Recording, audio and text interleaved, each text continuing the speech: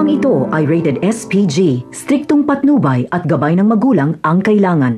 Pagkatapos ni Oliviang magsalita ay bumaba na siya ng stage. Natatakot siyang madamay sa gagawing pagpaslang kay Tanggol. Siya lang ang kandidato sa lineup nila Tanggol na ayaw manatili sa stage. Kaya pinagbubulong-bulungan tuloy si Olivia ng mga tao na ayaw nitong makisama sa mga kapwa niya kandidato. Kaya naman, si Don Julio na lang ang nahihiya. Pinipilit ni Don Julio at Inigo na umakyat si Olivia sa stage dahil sabay-sabay silang itataas ang kamay dahil patapos na si Tanggol sa pagsasalita. Pero ayaw talaga ni Olivia.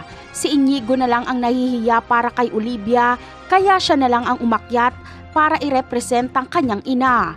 At dito na nga naganap ang pagsabog. Dahil sa kapabayaan ni Olivia ay patay tuloy ang anak niyang si Inigo. Hindi niya kasi pwedeng balaan si Inigo dahil maririnig ni Don Julio.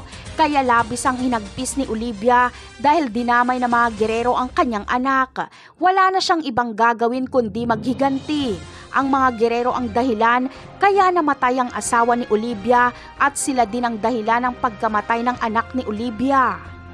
Sa lahat ng masasawi sa pagsabog ay nasa kamay ni Santino ang bahid ng kanilang mga dugo. Siya ang nagtanim ng bomba at siya din ang pumindot ng remote. Kaya mga terorista na kung ituring sila Santino. Kaibigan niya pa naman si Inigo pero pinatay niya ito.